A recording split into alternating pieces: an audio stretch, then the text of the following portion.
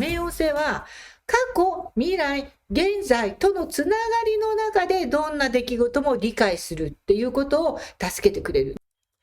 こんにちは。スピリチュアルで夢実現を提唱するスピリアルアカデミーザガイアハウスオーストラリアの開運先生術師新海真希です。さて皆さんは早速なんですが、ちょっと問いかけてみたいと思います。今この瞬間に自分の魂が心から求めている真実と向き合う準備はできていますか？実はですね、この後、日本時間2026年の5月の7日ですね、死と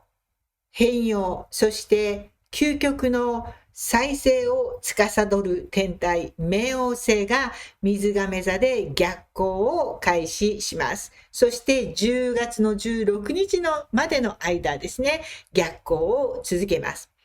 で、これはですね、実は単なる天体の動きではないです。皆さんの内側に眠るダイヤモンドが輝き出すかもしれない。そういう宇宙からの絶対的な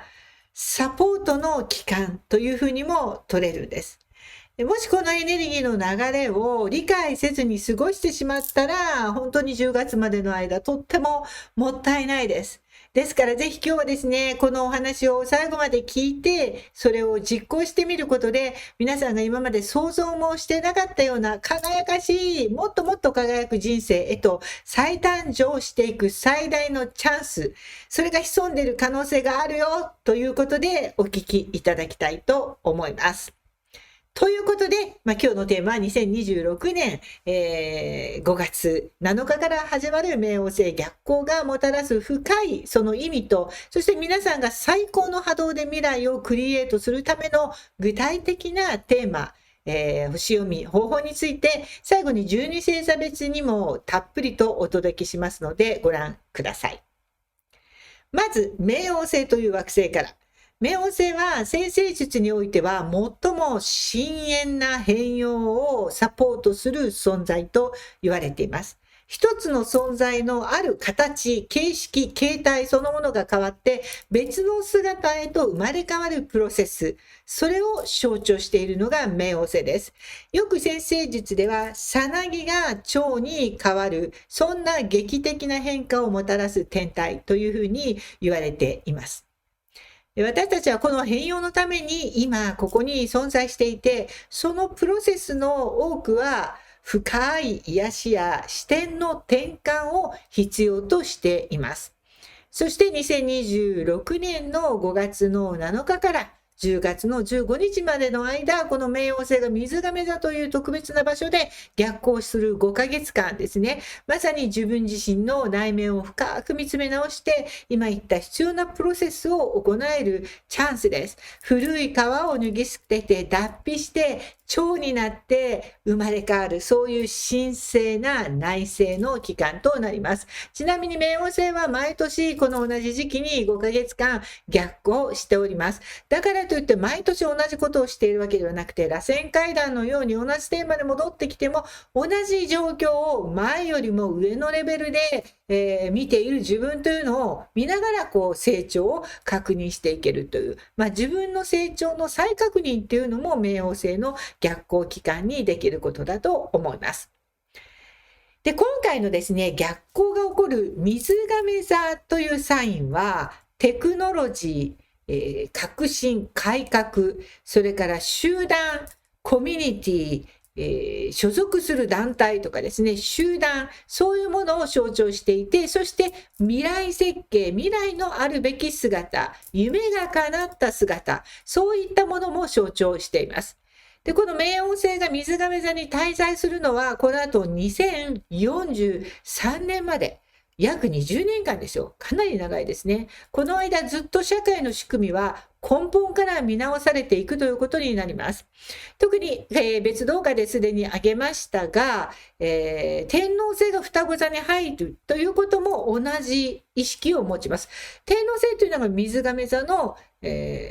支配星です。ですからそこに冥王星が入って、そしてこの天王星も双子座で元気になっているということが一緒に起こるので、まずはもうエネルギーっていうのが変わってくる。私たちがどんなエネルギーを使って生活しているのか、今石油が値段が上がっていろいろ考え出しているのも、実はこの流れの中で必要な変容ということになりますね。それからエネルギーに基づいた新しい生き方、考え方、エネルギーが変わると、エネルギーを持っているところがお金を持っていたっていうところから、エネルギーを作れる技術を持っているところが力を持つとか、そういうような変化も起こってきます。これは天王星の双子座期についての動画でたっぷり説明しているのでご覧ください。それから同じくですね、医学の進化、それから量子力学、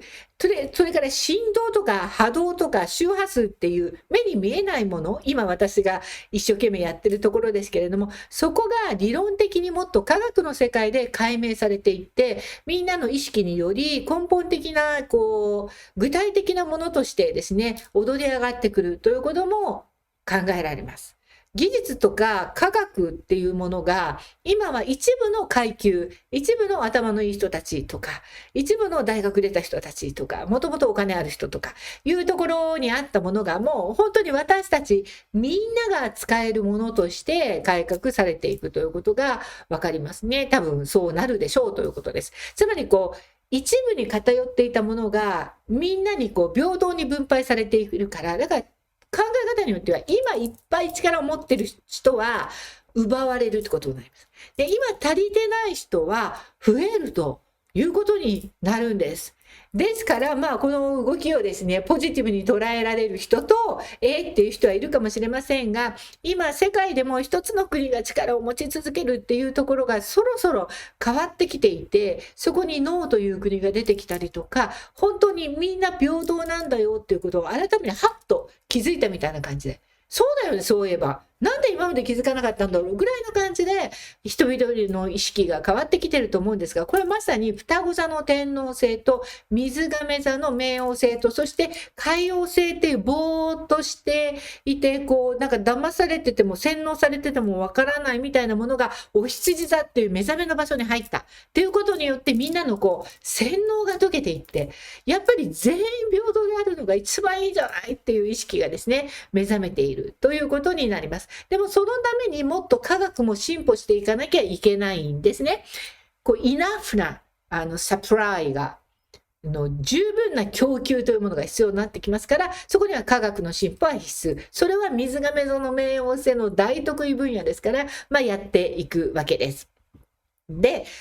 じゃあ逆行期間中にどんなことが起こるのか、どうすれば幸せを引き寄せることができるのか、さっき言った蝶になれるのかという具体的なことについてもう少しお話をしていきたいんですが、これはまず大切なのは自分自身のシャドウ、影の部分、つまり無意識の中にある押し込めてきた何か不快な感情とかネガティブなエネルギーとかトラウマとかそういったものと避けてきたところと向き合うということです。で、これはかつてスピリチュアリティがちょっと流行っていた魚座海王星時代には、シャドーワークっていうふうに呼ばれていたものと一見似てるんですが、全く違います。シャドーワークは私は自分の講座でもマニフェステーション術でも本当お勧めしていないんですね。スピリチュアルが流行った時にヒーリングで一人で影と向き合うっていうことをやってる人を何人か見ましたが、影から出てこれなくなった人がいたのも事実です。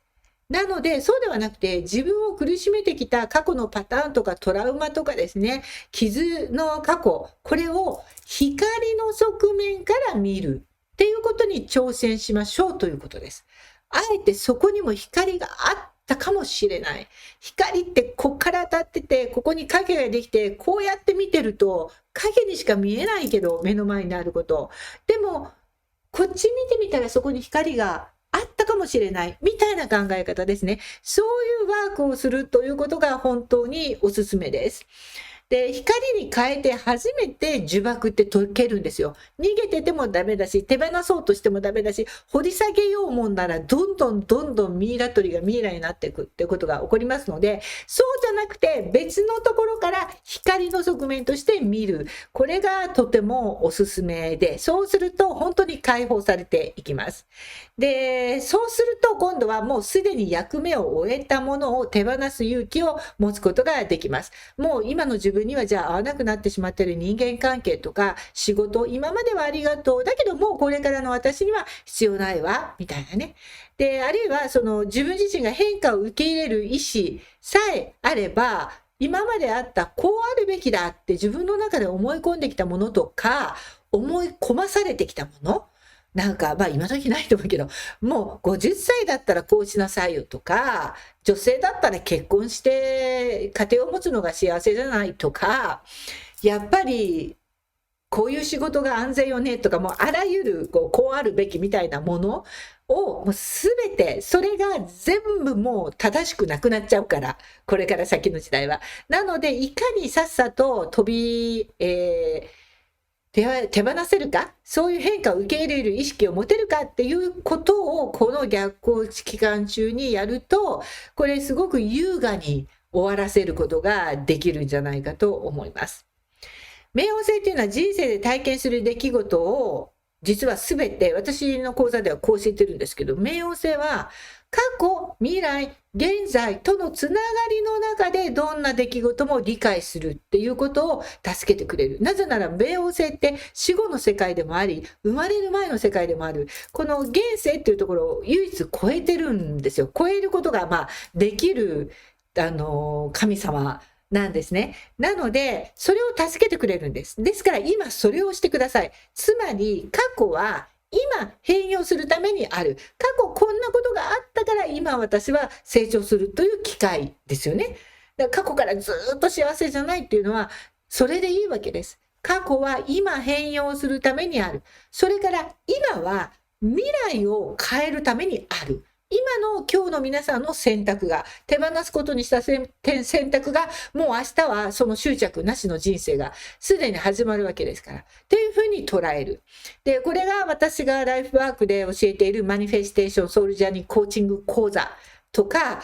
マニフェステーション、セプタグラムソウルジャーニーコーチング講座とか、マニフェステーション実現プロジェクトっていう、そういう講座で教えてますが、の内容でお話ししていることなんです。この時系列のつながりが分かっていれば、過去のネガティブなトラウマも光として見ていくことの重要性が分かるんじゃないかと思います。で、それがまさに水亀座冥王星が一番得意な分野。それが逆行するんで、それを過去に遡ってできるんですよ。だから全部のトラウマや影を今解決するチャンスタイムの5ヶ月に入ったというふうに捉えてほしいと思います。私の先生術クラスではいつもこれが合言葉で書いてあるんですけど、読めるでしょうか。As above, so below。上のごとく下もしかりというエメラルドタブレットという私のバイブルとして使っているものの中に書かれていた言葉なんですけれども、空に天空で宇宙で起こっていることがそのまま地球に起こる。つまり水亀座で冥王星が逆行しているとき、地球はもう絶対に変容するしかないという状態になっているということです。それからこの逆行期間、キーワードは権力、パワーとかオートリティですね。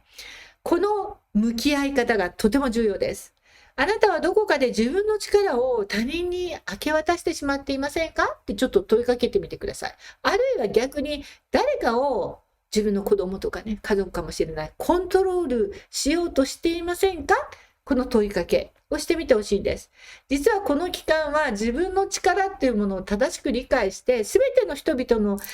に平等に、すべての人の自分自身も周りも含めて幸せのために力っていうものは使うものなんだよっていうこと、それを自問自答今やった、問いかけをする絶好の機会です。皆さんが周囲の状況に影響を与えることができる力強い存在であることは確かなんです。だからこそ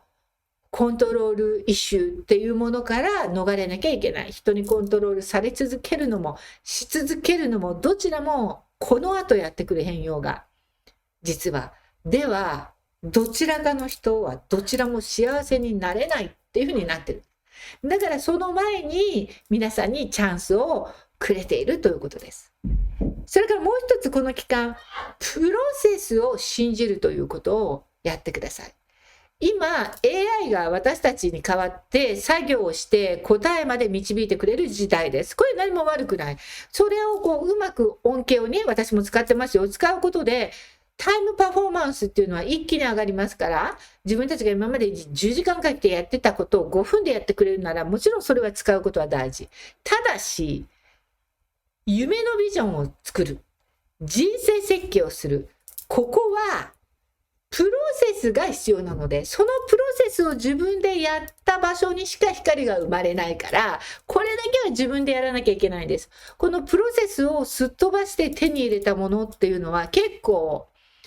ちょっとネガティブなことを言いますが恐ろしくて、一時的なものじゃないですか。自分でプロセスを通ってないもの、自分のものじゃないものを持っている状態ですね。なので、一時的に受け取っても、その夢のビジョンはあっという間に奪われるだけでなくて、ズルだから最初よりも後退してしまうっていう可能性すらあります。ですから、とにかくね、プロセスって時間かかるなと思うかもしれませんけれども、全貌をまだ把握できてなくても、確かに変容してるっていうことを信じて、この逆行の5ヶ月間、ひたすらさっき言ったことに取り組んでみてください。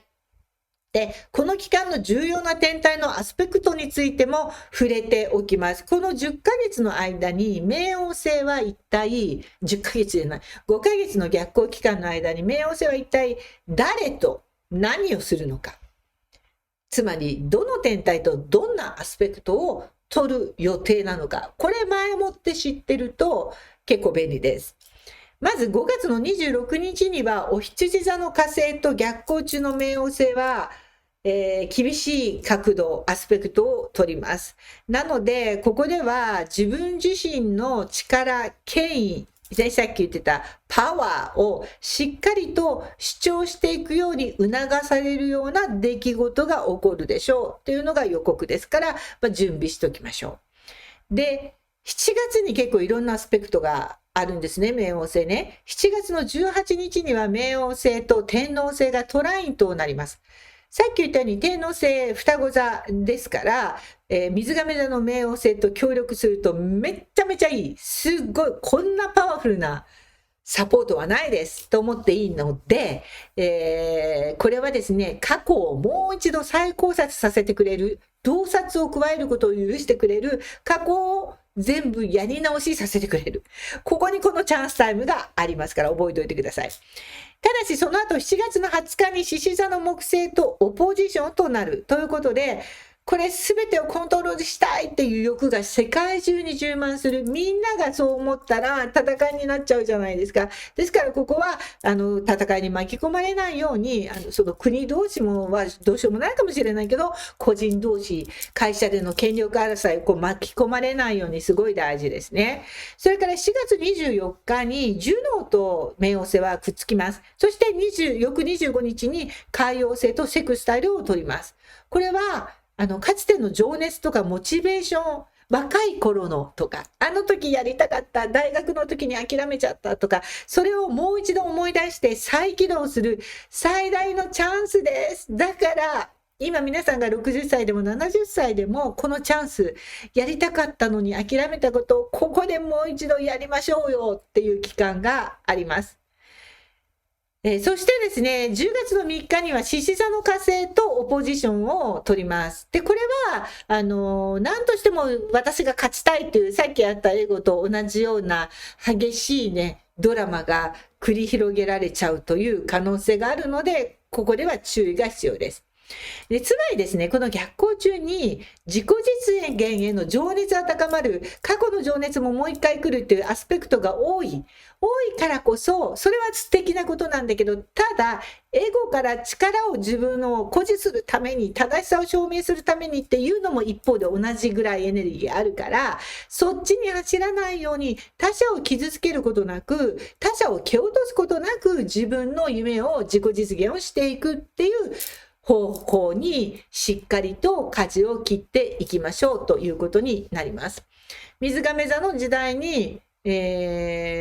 もうこれを逆行が終わってまたガンといきますから、その巡行になった時にですね、まだ逆行しているような状態にならないように、自分の情熱を見直しながら、自分の喜びにフォーカスをして他者を傷つけることなく自分の正しさを表明しようとするエゴなく実現していく。だからね、やっぱり最年少への、再誕生への情熱の火は絶対絶やさないような生き方です。っていうものを確立していくっていうことが、宇宙が皆さんに期待していることです。As above, so below. 宇宙は期待していることを下でやってくれる人を助けてくれますから。なので星読みを私はしてるんです。なんで星読みしてるかって宇宙が言ってることをやりましょうよ。そしたら宇宙が応援してくれるよって、もうこの本当シンプルな、フォーミュラなんです。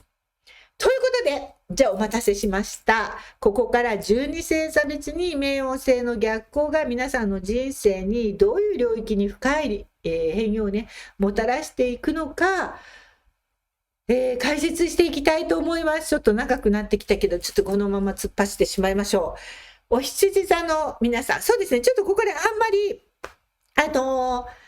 行きます。12星座全部行きますけれども、詳しく文章とかで読みたい方はいつも言っておりますが、私はノートっていうウェブサイトありますね。そこで先生術の記事をずっと書いておりまして、無料で見れる記事がいっぱいあります。ちょっとテキスト系のものは少し有料になるものもあるんですけど、今日のこんなのほとんど全部無料で見れますので、ぜひ詳しく確認したい人はそこも見てください。それからインスタグラムもやっておりまして、このインスタグラムはもう結構ちょこちょことインスタライブしたり、皆さんの質問に答えたり、いて座もちょっと詳しく教えてみたいな、こう出したり、リール出したりとかもしてますので、ぜひそちらもご覧ください。で、何よりも、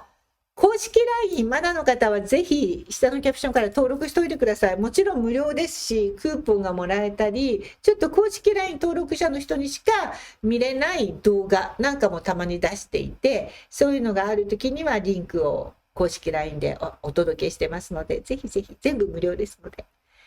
ということで、お羊座のあなたですが、お羊座の人はですね、未来設計とかコミュニティ、同士との関わりについて力関係をというテーマを主に見直していくことがこの逆行期間中すごく大事。人類全体の進歩のためにこの集団の中で自分のユニークな才能をどう活かせるかっていう、自分がもうちょっと貢献できるんじゃないかとか、自分ができるのに押さえつけられてないかとかいう、そういうねパワーバランスも全部見直しながら、さらに自分が社会貢献という夢をちゃんと明確にしてるかっていう、そのビジョンも見直してください。なんか地域のプロジェクトみたいなのに参加するのにもすごくいい時期ですね。で、長年ずっと同じような夢設定をポーンと貼って、そのままになってる人はその夢を手放すことでより調和の取れた未来が築き上げることができます。お牛座、社会的な使命とか仕事のステータスというテーマでの見直しは絶対に大事な時なんですね。より大きな責任を担うことに対してつい恐れを持ってノーと言ってしまいがちなお牛座さんがいるかもしれないんですが、今はそれを全部手放してください。で、どんどん来るものは受け取っていく。責任、きっとあなたならできる、やってみますと言ってみるっていう考え方へ変化させていくことが大事です。ただしですね、権力闘争に巻き込まれる可能性が牛田さん今この時期あるんですが、絶対にがっかりする結果になるので、どっちについても全然違う、私関係ないわというところにいてください。それからメンターとのつながりを強めるとすごいいいことがありそうなので、皆さんにメンターがいるならばより親密に関わってみてください。そこからなんかご褒美が来るかもしれません。社会的なステータスよりも皆さんの本質が生かされる仕事のあり方みたいなものがね、できるんじゃないでしょうか。それが皆さんがやりたいことですからね。そして双子座の皆さん、信念と学びについて深く考える5ヶ月にしてください。精神世界とか哲学、学びにおいて皆さんの成長を阻害しているかもしれないあなたの中にある古い思考パターンを信念みたいなものを書き換えるのが大事です。深い洞察力を持って広い視野を受け入れるということを今やらなきゃいけないので、魂と自分自身の世界観の中にあるものをもう少し磨きをかけるという意味で、それで人生の可能性が、広がっていきます。そのような講座を開くっていうのもいいかもしれませんね。蟹座の皆さんは潜在意識、共同資源、そして親密なつながりというのが焦点となる5ヶ月です。支配欲からの感情的な経済的な何か課題とかつながりとか支配とか依存のパターンを全部やり直し、改革する、解放するということが今とても大事です。弱さっていうものもさらけ出せるようになるということも大事ですね。そうやって感情的なデトックスをすることを恐れないでいると、深い変容を受け入れることができるのではないかと思います。それから今、家族との共有財産とかですね、年金みたいなね、そうスーパーニエーションの英語で言うと、見直してみてください。何かちょっとやり直しが必要なことが見つかるかもしれません。獅子座、恋愛ビジネスにおけるパートナーシップ、対人関係においてのパワーバランスを意識してください。独身だったら未来を見据えた考え方を持っている人とだったらすごく新しいつながりが発展が期待できるので、そういう人もいないかなって見てみるのもいいかもしれません。他人との関係において自分を押し殺したり逆に支配したりしていないかっていうのも確認してください。パートナーシップテーマですのでね。それから皆さんの真実の自己表現を尊重してくれる本物の関係性を持てる人との関係を強める意識を持ってください。逆にそうじゃない人はもういいかっつって離れていく勇気も大事です。乙女座、職場人間関係において隠れた問題がきっとある。なんでそれをちょっと見つけるということが大事ですね。まず見つけてから改善しましょう。だからないように見えるところにあるんです。で、その問題が水面下でより次の問題を作り出していたりするんですね。だからこれが問題だと思ってたけど実はこっちみたいな。それを今改革していくことが大事です。ちょっと目になんか入っちゃって見えにくいな。はい。自分を犠牲にするような不健康な働き方とか習慣、他人への干渉、こうしたものを全部手放すことが大事です。自分のエネルギーとか自分の周りを整える、活力を支えるための場所にするみたいな新しい生き方、周り、リズムっていうのを確立してください。天秤座の皆さんは創造的な表現とは何か。SNS をやってる人はとか人との交流とかの方法、発信方法、内容をちょっと今はやり直し見直すのがとても大事ですね。何を表現することがあなたの真の喜びをもたらすのかってもう一度心の本音とつながってください。なんか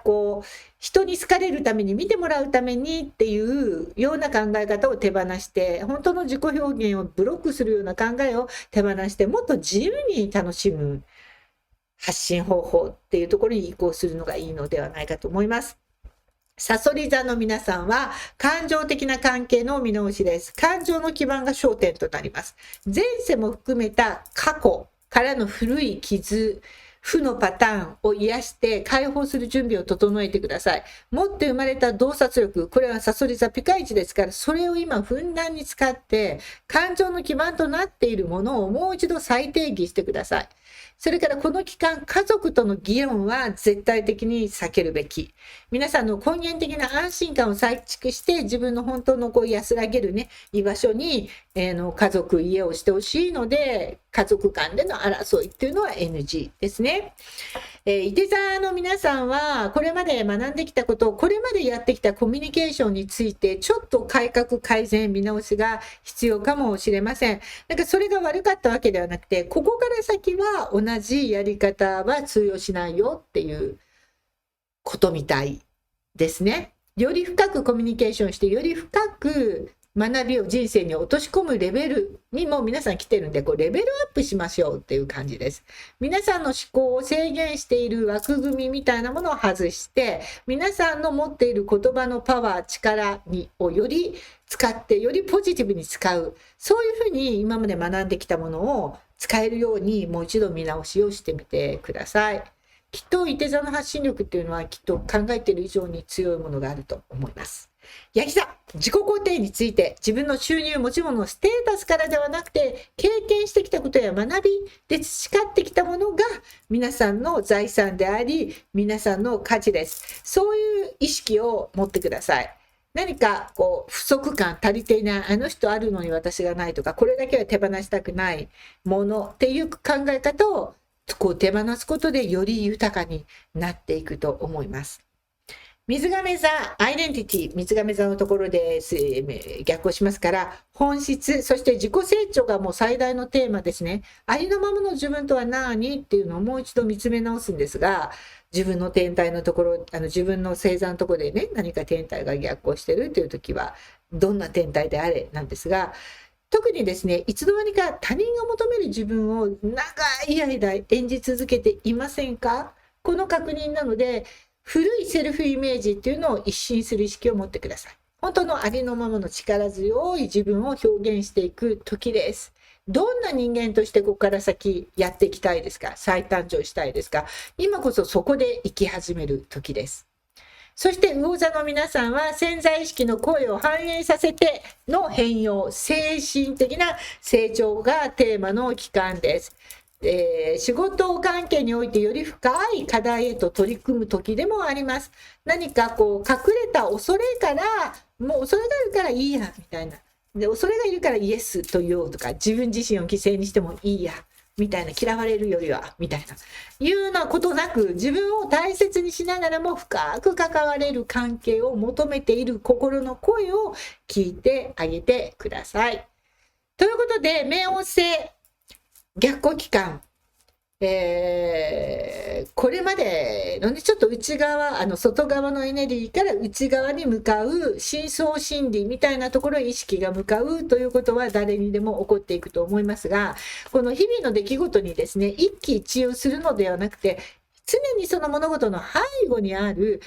今の話を聞いてこう望むと、何かあって、この背後にここへの目覚めがあるんだな。この出来事ってこれをやり直すための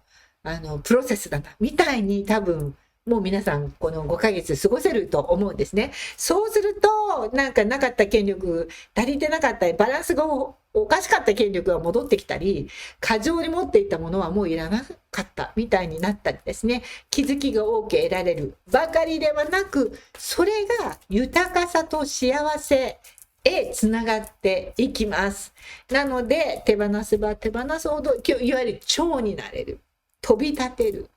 人から見える位置に上がっていく、いろんなことが起こります。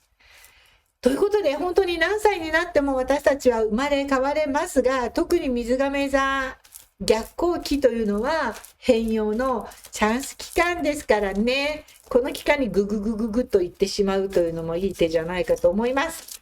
では最後に、もう宇宙からの愛、65枚の愛が詰まったセプタグラムソウルジャーニーリーディングの愛の塊みたいなカードから、ここで1枚引きを、なんとサソリ座。サソリ座の満月の季節でもあるんですが、その中で冥王星が逆行していく。ね、冥王星はサソリ座の実は支配星なんです。だからサソリも脱皮して変容していく。何から何まで生まれ変わり変容を促してます。変容はね、ネガティブなことじゃない。今のあなたがダメなわけじゃなくて、さなぎはさなぎなりの素敵な人生があるわけですけど、蝶にもなれるよっていうことです。